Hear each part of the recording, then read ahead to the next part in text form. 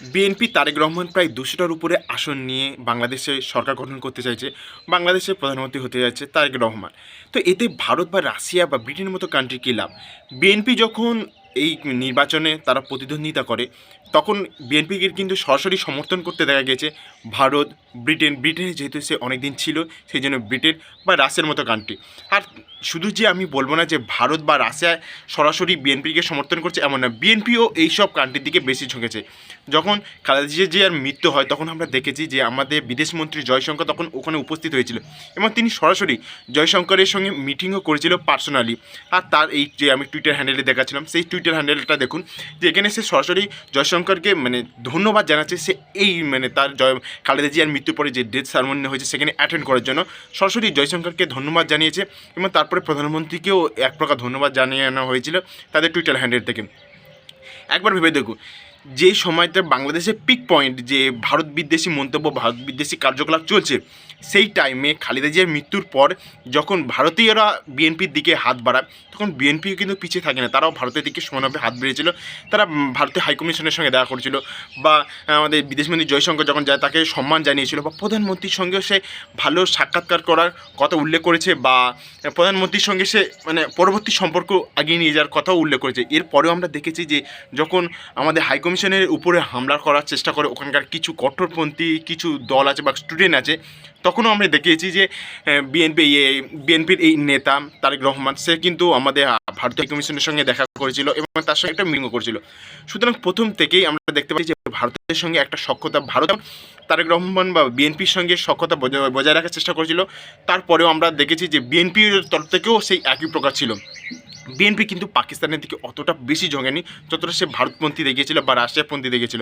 এরপরে আমরা এটাও দেখেছিলাম যে রাশিয়ার হাইকমিশনের সঙ্গেও তারা একটা মিটিং করেছিল এবং টার্কি বা অনেক কিছু কান্ট্রির সঙ্গে করেছিল, কিন্তু তারা যে বেশি ভারত ঘেঁষা কান্ট্রি বা ভারতের সঙ্গে রিলেশন বজায় রাখার চেষ্টা করেছিল এটা তো স্পষ্ট ছিল। এবং ভারতও উল্টো, যে আওয়ামী লীগ চলে যাওয়ার পরে যে বিএনপির উপর বেশি আস্থা রেখেছে বাংলাদেশে, সেটা বজায় যায় ভারতের যে পরবর্তী যেসব কার্যকলাপগুলো দেখতে পাবো। অ্যান্ড এখানে আমরা তাদের আরেকটা বিরোধী যে মুখ যেটা জামাতের, জামাতের জোট, সেইটা যদি জিততো তাহলে এক প্রকার বলা যায় যে পাকিস্তান জিততো। শেষ এই যে গণ অভ্যুত্থান হয়েছিল যে পাকিস্তানের বিরুদ্ধে, যে পূর্ব পাকিস্তান যে বাংলাদেশ এখন বর্তমানে সে তারা যে লড়ে এখন বাংলাদেশ হয়েছে, সেটা কি স্বীকার করেন এক প্রকার বলা যেতে পারে জামাতরা। আর সেই জামাত যদি জিততো তাহলে কতটা পরিমাণ ভারত বিদ্বেষী কার্যকলাপ আরও বাংলাদেশে হতো, কতটা সংখ্যালঘুদের উপর অত্যাচার হতো সে তো বোঝাই যাচ্ছে। তো সুতরাং সেই দিক থেকে দেখতে গেলে যে রাশিয়া এবং ভারত সঠিক লোককে তারা নির্বাচন করেছে এবং সঠিক লোককে তারা সমর্থন জানিয়েছে। এবং এই যে শুধু যে ভারতের তরফ থেকে বা রাশিয়ার তরফ থেকে যে শুধু সঠিক লোককে নির্বাচন বা সমর্থন জানানো হয়েছে তা না, তার অপর দিক থেকে দেখতে পারলে তারাও এই স্বীকার করেছে যে তারা এক প্রকার ভারত বা রাশিয়ার মতো কান্ট্রিকে তারা সমর্থন নিয়ে এগিয়ে যেতে চায়। তারা পাকিস্তানপন্থী নয় অতটা যতটা এই জামাতরা ছিল। তো সুতরাং সেদিক থেকে ইন্ডিয়ারও লাভ, যে ইন্ডিয়ার বিরুদ্ধে যে বাজে বাজে যেসব মন্তব্য চলছে, ইউনিয়মের কিছু কিছু গোষ্ঠী ইউরেনিয়াম বা সেভেন সিস্টার নিয়ে যেসব মন্তব্যগুলো করছিল, যে এইসব কিছু কিছু উগ্রপন্থী ছাত্র জনতা, তো তাদের এক প্রকার তামাচা বলা যেতে পারে যে এই রেজাল্টটার পর থেকে যে বাংলাদেশের অধিকাংশ জনতা এই প্রকার মন্তব্য চায় না, এবং যে কোনো একটা বড় কান্ট্রির সঙ্গে খারাপ রিলেশন করে তাদের অর্থনৈতিক অবনতি তারা চায় না, এটা তার প্রমাণ। কারণ একটা হিউজ পরিমাণে ভোটে বিএনপি জিততে, তো সেই জন্য বলাই যেতে পারে যে বাংলাদেশ অধিকাংশই জনতা কখনোই চায় না যে তাদের দেশটাকে অবনতির দিকে চলে যায়। আর এই দিক থেকে বলবো যে ভারতও যে ভারতের একটা যে নেইমার কান্ট্রি থেকে যাদের রিলেশন একদম খারাপের পর্যায়ে চলে গেছে বলা যেতে পারে যে ইউনিসের টাইমে, তো সেটা থেকে আরও বার হয়ে আসবে। কারণ খুবই শীঘ্রই তারেক রহমান যখন প্রধানমন্ত্রী হবে, তাকে অফিসিয়ালি অ্যানাউন্স হবে, আমি 100বার বলতে পারি যে আমাদের প্রধানমন্ত্রী অবশ্যই এর জন্য কংগ্রেচুলেশন জানাবে, 100বার জানাবে, কারণ এ ইলেকটেড একজন প্রধানমন্ত্রী আর একে প্রথম থেকেই ভারত সমর্থন দিয়ে আসে।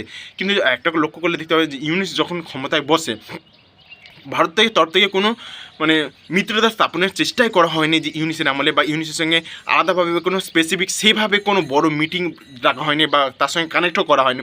কিন্তু আমি এটা 100বার বলে দিচ্ছি যে এই তারেক রহমান যখন প্রধানমন্ত্রী হবে তখন দেখবে ভারত কীভাবে তার সঙ্গে মিত্রতা স্থাপন করার চেষ্টা করে এবং ভারতের প্রধানমন্ত্রী তাকে কংগ্রাচুলেশন জানাবে 100বার। এটা মিলে নিয়েও আমি আজকের এই ভিডিওটা বলে রাখছি। সুতরাং সেদিক থেকে দেখতে গেলে যে ভারতের যেমন লাভ আছে যে এই তারেক রহমান জিতে যাওয়ার পরে, এবং অন্য দিক থেকে বলো যে বাংলাদেশের ইকোনমিক দিক থেকে বা ওভারঅল দিক থেকে একটা লাভ আছে যে ভারত আর বাংলাদেশের যেসব সম্পর্ক অবনতিগুলো আমরা দেখতে পাচ্ছিলাম সেগুলো কিন্তু সব মীমাংসা হবে। যে ক্রিকেট বলো বা অন্যান্য যে ইকোনমিক দিক থেকে বলো সব দিক থেকে একটা উন্নতি হবে। ক্রিকেটে যে ভারত বাংলাদেশ এক প্রকার যে শত্রুতার মতো দেখছিল সেটা আমরা কিন্তু আর দেখতে পাবো না, মানে আমি একদম কনফার্মভাবে বলছি যে দেখতে পাবো না, কারণ এই সব কিছু এইসব রাজনৈতিক ফলস্বরূপ এইসব ক্রিকেটে এক প্রকার ক্রিকেট ওয়ার চলছিল সেটা কিন্তু আমরা দেখতে পাবো না। যখন এই রাজনৈতিক সুধার হবে তখন আমরা আবার দেখতে পাবো যে ভারত বাংলাদেশের আবার ম্যাচ চলছে এবং এই টি-20 যে বিশ্বকাপে যে বাংলাদেশের লস হলো তার পরবর্তীকালে হয়তো তারা আবার পুষিয়ে নেবে তাদের যে আর্থিক ক্ষতিগুলো হয়েছে। কিন্তু যে এই যে ওয়ারটা চলছিল এক প্রকার বাংলাদেশ আর ইন্ডিয়ার বিরুদ্ধে সেটা আর হবে না, এটা আমি 100 ভাগ বলতে পারি, কনফার্ম বলতে পারি যে এটা আর হবে না এই তারেক রহমান প্রধানমন্ত্রী হওয়ার পরে।